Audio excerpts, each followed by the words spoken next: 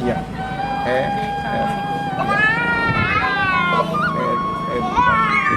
Voluntourism is a thriving sector of the tourism industry and has grown exponentially over the last decade.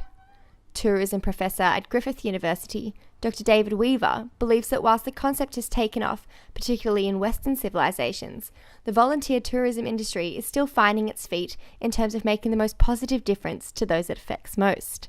Voluntourism is tourism where people travel to engage in voluntary activities.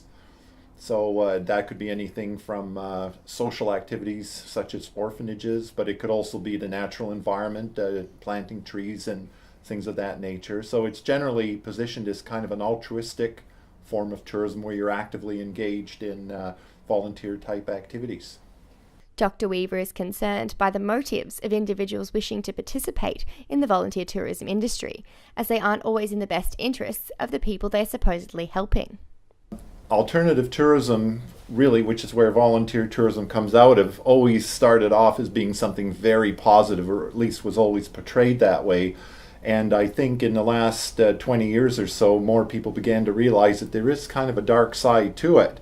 And with orphanages, you really wonder, the participants, is this something that they're actually committed to, or is this just something that helps them to enhance their resumes? So that's just one facet of all the different negative ways that volunteer tourism can be manifested. There's also a temptation to get into what some people called a white savior or white messiah complex, and it's that here we are, the privileged people in the West, we're going to go over and we're going to help these kind of poor brown people as if somehow that we were kind of in a morally superior situation. And that's perhaps the absolute worst motive that people would have in getting involved in volunteer tourism. The Love of Emmanuel Orphanage is home to 40 children, 12 adults and 7 volunteer staff members. The orphanage provides an education all the way from kindergarten until grade 12 equivalent, relying on donations and volunteers to maintain the organisation. Volunteer Georgie Bakker-Leekstra grew up in the orphanage after his mother started the organisation and has been working there for the past 10 years. Just 7 volunteers here. The local volunteers usually leading the pray in the morning and prepare the children to go to school, make a room, make sure the children do the homework, I think. The Love of Emmanuel Orphanage also has its own voluntourism program, facilitated by Compassion Indonesia. The organisation sends volunteers from Australia to Jakarta to assist with infrastructure projects as well as general support. Around 24 people come here to build the school. People come to here to make something, teaching English for the children, painting kindergarten rooms or something like that. Pendata Veronica Saswati established the orphanage after Ambon chaos. The island of Ambon was the scene of a revolt against the Indonesian government. In 1999, fighting broke out between Christian and Muslim communities with civilian fatalities on both sides. The fighting left families with nowhere to go, leading them to the Love of Emmanuel Orphanage in far north Jakarta. Saya tinggal melaksanakan saja. Waktu itu sih memang kerusuhan Ambon pertama kali, iya. It started from Ambon chaos. The building was finished in 1997, but no one came. The victim of Ambon chaos couldn't continue on their school, so they come to us. When they come here, they start from the first grade elementary school. They were older than other first grade students, but they want to study. I love to help these people in need because it is a pity that they cannot have the education like they should. The church, the orphanage, the health center, the sewing course, and the child protection center. It was not my plan, it was God's plan. Voluntourism is a controversial topic on an international scale. A concept which started out as purely positive has now evolved into an activity where local cultures are not always respected.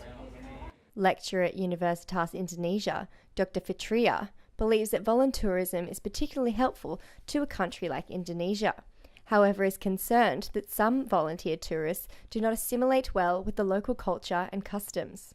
Saya pikir itu sangat membantu ya, karena banyak persoalan-persoalan masalah-masalah sosial yang bisa. Voluntourism for foreigner is okay. There's no problem with that. They can also be doing something good. For example, they can give English lesson or specific skill for kids in remote areas. The foreigner can learn how to interact with local people and also learn about the local culture. Voluntourism is mutually beneficial. The positive effect of voluntourism is that the volunteer can give a new knowledge by sharing their skill while exchanging cultural values. But on the other side, they need to appreciate our culture. When you come to a place, they have their own local cultures. Some volunteers can be ignorant for the local culture. I think that's the negative side. The positive influence of international volunteers can be seen at Yayasan Cheshire Indonesia, an organisation creating opportunities for people with disabilities. The centre provides not only a home to these individuals, but also sets them up with vocational skills they can use once they finish the program. Yayasan Cheshire Indonesia Director Fendo Parama Sadi has 6 Indonesian volunteers and 4 international volunteers.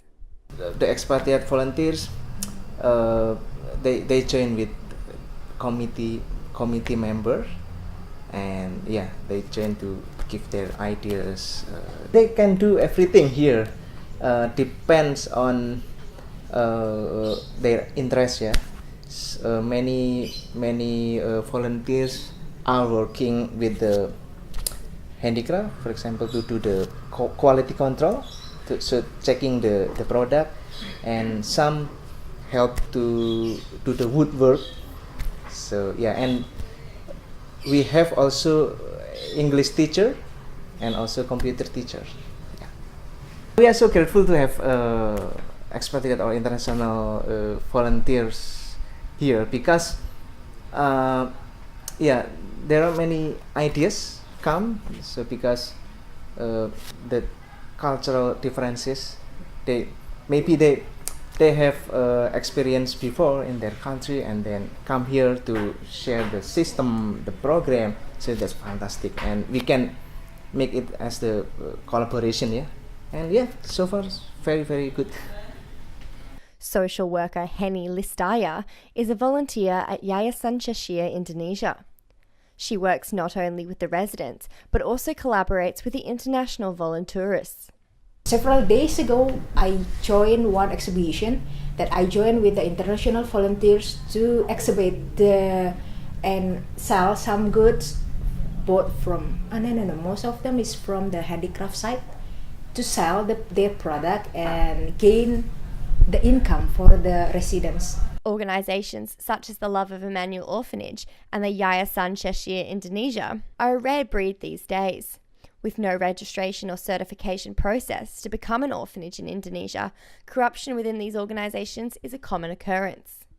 There's no real quality control or no broader certification parameter. It's really mostly by reputation, word of mouth. So you can imagine that there would be a lot of corrupt practices. And these only exist because there is a demand among certain segments of the public in Western countries like Australia to participate in this kind of tourism. This lack of governing body officiating the voluntourism industry, combined with the lack of awareness of organisations in need, is what inspired Universitas Indonesia alumni, Rizky Dwi Putrano, to create an application which deals with this very issue. I have built an apps with my friends. It's a social project. When I was in 2014, when I was in college, it was basic from our experience that many people in Universitas Indonesia want to do social project to orphanage, but they confuse to search the information, because when you search in Google, the information is out of date.